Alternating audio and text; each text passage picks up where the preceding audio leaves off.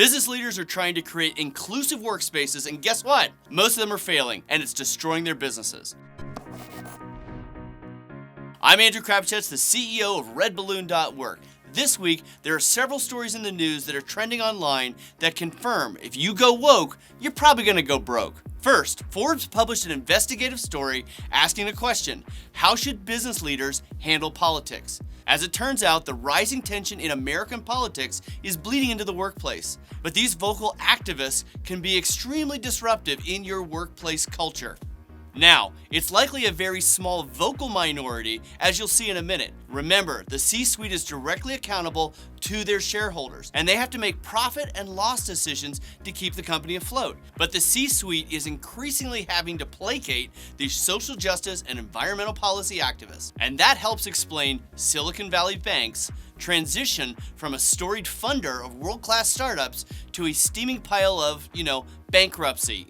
Company culture matters, and business leaders need to be careful to hire employees who align with their company's core mission, or they risk taking the same path as Silicon Valley Bank. Also, in my recent interview with the assistant managing editor of Forbes, I emphasized that employers and hiring managers must evaluate job seekers based on their skills and value alignment and not their preferred pronouns or gender identity. And that's why so many companies are now coming to redballoon.work, because we've made it our core mission to connect values-aligned talent with companies that don't want all this woke nonsense. Along those same lines, this week, The Federalist published a piece on the mounting evidence that confirms that if you go woke, you might just go broke.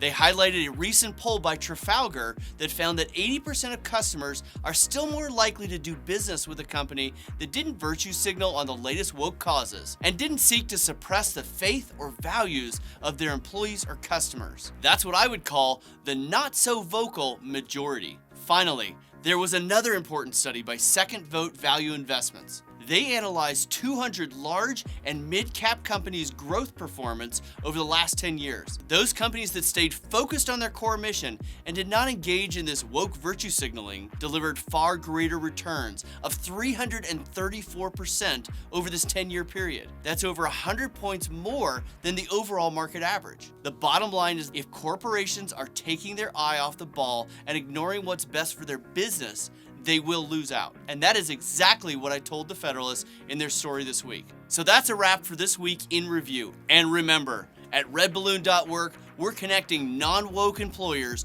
with tens of thousands of job seekers who are interested in a good career with good companies without all this woke nonsense. Be sure to post your jobs on redballoon.work and find people who will build your success. I'm Andrew Crapuchettes, the CEO and founder of redballoon.work. Have a great weekend.